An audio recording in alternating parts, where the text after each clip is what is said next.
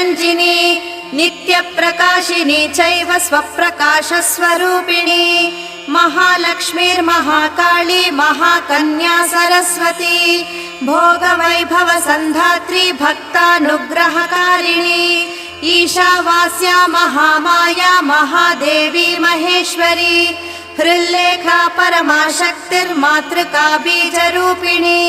नित्यानन्दा नित्यबोधा नादिनी जनमोदिनी सत्यप्रत्ययिनी चैव स्वप्रकाशात्मरूपिणी त्रिपुरा भैरवी विद्या हंसा वागीश्वरी शिवा वाग्देवी च महारात्री कालरात्रिस्त्रिलोचना भद्रकाली कराळी च महाकाली तिलोत्तमा